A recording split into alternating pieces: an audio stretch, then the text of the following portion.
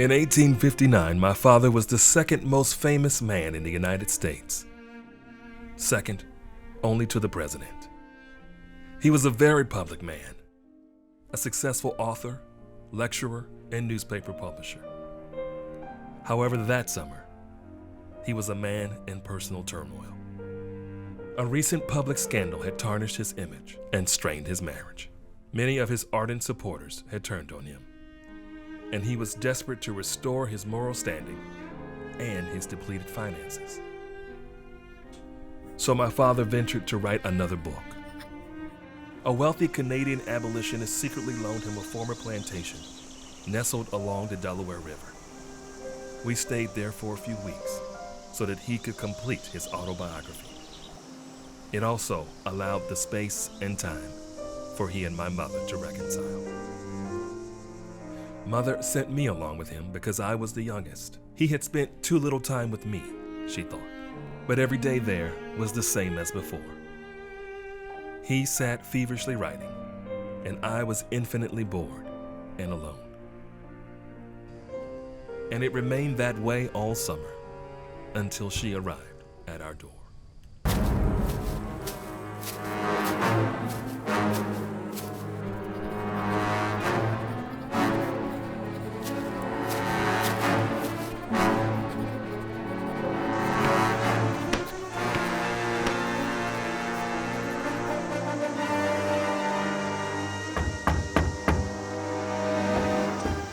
Still some. Dad, I see some. Get away from that window! Back it up, back it up. Aren't you gonna pour me a drink, dear brother? Harriet! How did you know I was here? People talk. I see you still know the sound of freedom. Sound, yes. It's the barrel of a gun I haven't found comfort with. Are you alone? I got a few with me. They out there, just beyond the fields. You brought runaways. Here! How many? They say, as long as they stay put. And they gonna stay put. Because Harriet done said, stay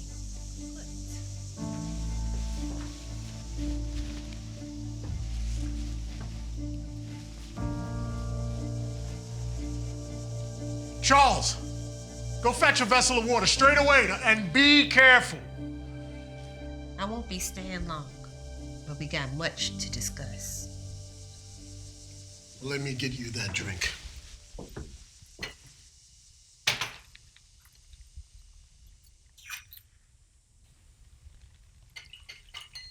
Now this here is what freedom looks like.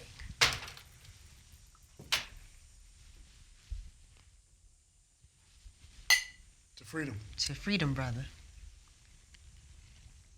And this is what freedom tastes like. I done had better corn down south. I received this as a gift You from heard from Reverend John Brown? Yes.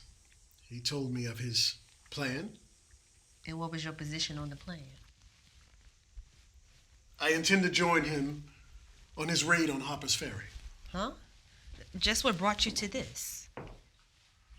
What would keep me away from it? Even if that was your way, you couldn't walk it straight for a mile. My way. What, you think me weak? Some starry-eyed poet without the will to fight in earnest? I meant you no harm. Your words could never harm me. Words ain't never been my sole weapon.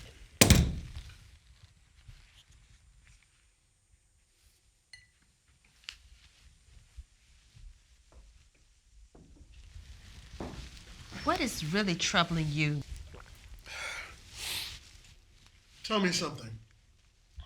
How is it that fate has formed you into the great Moses, the leader of our people into freedom, and me, a writer, orator, a thinker, with the spirit of a warrior, but not regarded as one indeed?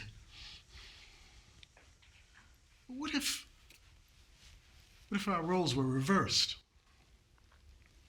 What if you took on the mantle of our beloved Phyllis Wheatley and I led a revolution, as Nat Turner did just 2 decades ago? Would our cause have not been better served? We drink from the cup we given. Yet you discourage my will to fight. Is this where you get your confidence? John Brown gonna get himself killed. And even if he don't die in the battle, they surely gonna hang him from the moon so all the world can tremble in his deathless shadow. John Brown will die an American hero.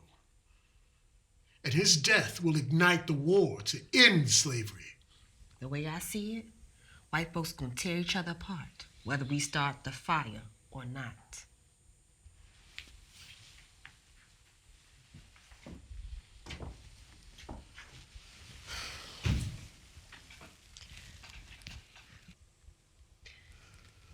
But I feel like something else is troubling you.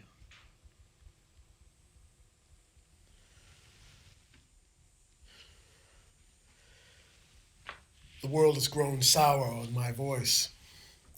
And that scandal didn't help it. I only rented a room for that woman. I never touched that woman. The North Star flounders.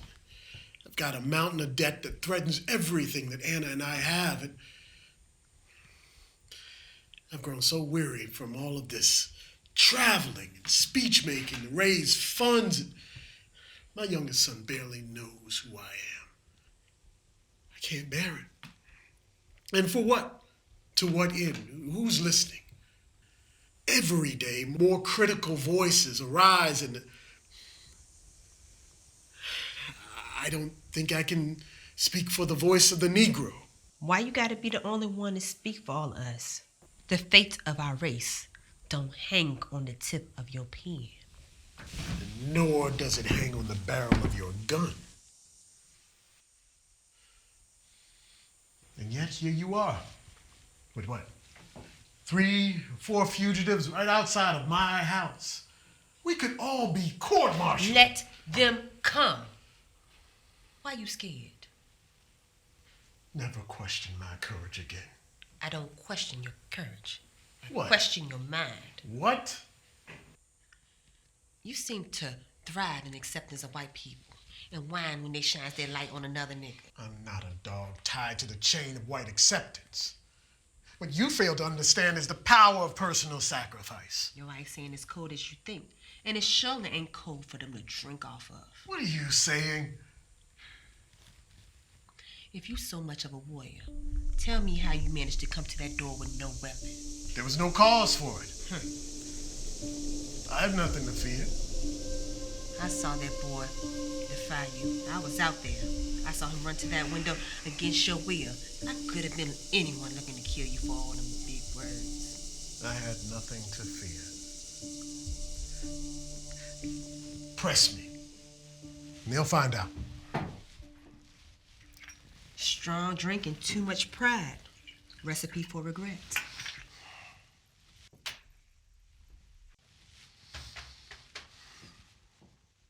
Tell me, we're about the same age. So they say. And we escaped slavery along the Eastern Shore about the same time.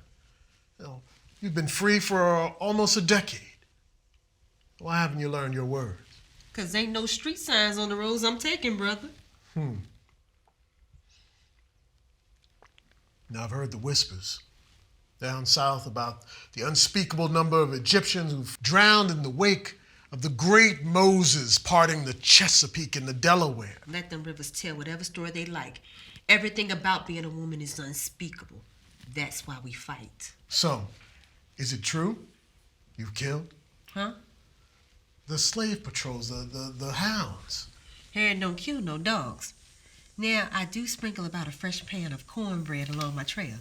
Slows them down pretty good. How are you even still free? Free? Most white folks ain't free. They, too, are bound by debt, disease, anger, and despair. Maybe you don't see what I see out there. Now, what I see is a woman who's not willing to take her responsibility and place in this world. What place a woman got in this world? The world is changing. How we come to talking about women? We was talking about your fool ass getting killed for running after John Brown. You question my will to fight. Yet you've been a free woman for nearly a decade. Why do you continue to do this? Is it for the glory? For the legend? I don't need that glory. Never did. Why do you do this? Don't no man question me but God. You will answer to me. Do you know the bounty I could collect for turning in the great Moses? Why, that would wipe out all of my debt. We could start over. I could start a new paper. Even go into Washington, buy a new home.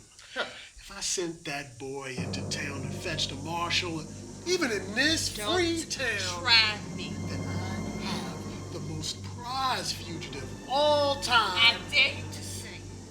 The one and only Mrs. Araminta Rose. You can rightly say my name. It's the last time you pull a weapon on me in this house. And the last fool who called me minted to my face didn't make it home for dinner that night.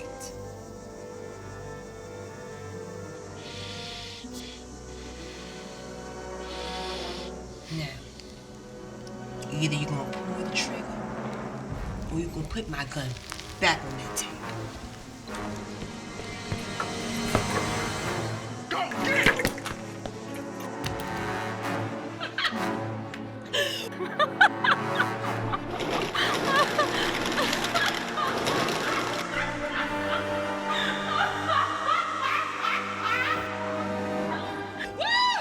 You got a lot of fire in you yet. You ain't just all the big words. Oh! Is this all a game to you? Now tell me, Harriet, you can't free every black person. What the hell are you searching for that you don't already have?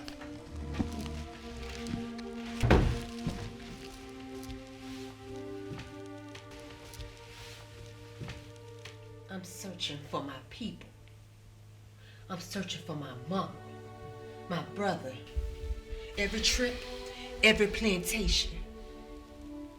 I know they long's been sold off from where we was in Maryland, but my heart aches after their memory.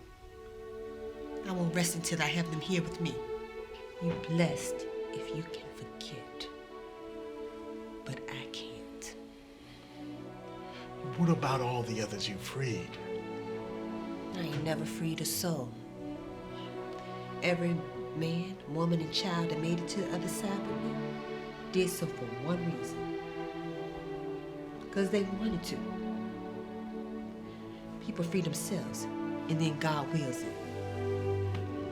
Everything you have, you built out of nothing. So even if you lose it, you can build it again. Can't nobody take that from you.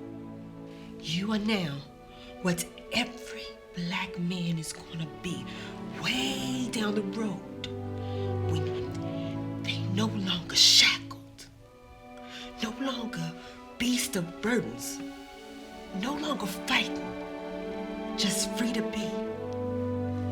That makes your example worth more than your sacrifice. Show that boy that. Show the world that.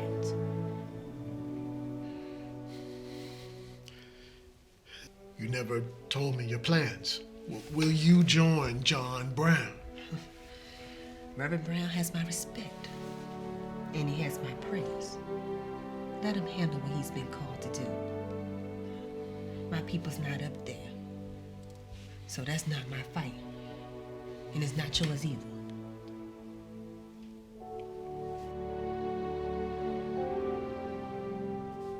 Drink from the cup we're given. The sun is setting. I should be moving on. Your words move me. I take back my sharpness with you. You ain't got nothing to take back, because I ain't never took no stuff off you in the first place. But you sure know how to show a woman a good time. May the good Lord light the stars on your path, dear sister. Till we meet again, dear brother.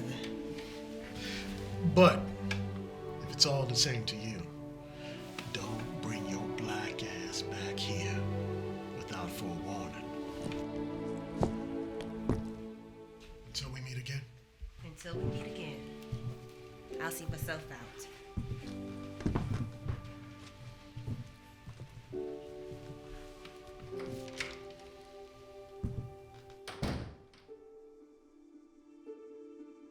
She left as mysteriously as she had arrived, and I never saw her again. People said she had 2 rules. You never asked her about the details of her missions, and you never, ever spoke the name that was given to her by her slave master while in her presence. But what I remember most is that my father was different after the visit. You are now what every black man is going to be way down the road when they no longer shout, no longer beast of burdens, no longer fight, just free to be. Show the boy that. Show the world that. He spent the rest of that evening with me, and it was one of the few times that I remember him genuinely laughing. He never spoke about the visit, and when I asked him who she was, I remember him saying she was his sister, and she was free. Big words scare you. What do they mean? What do they mean? What do they mean? I'm trying to tell you it's not as hard as it seems. You look at me, you feel something good. Then you grab me just like I wish you would. And I don't care what we're doing when it's cold. I don't care. Just come here, bring it to me, bring it all. That's how much I care. That's how much I care.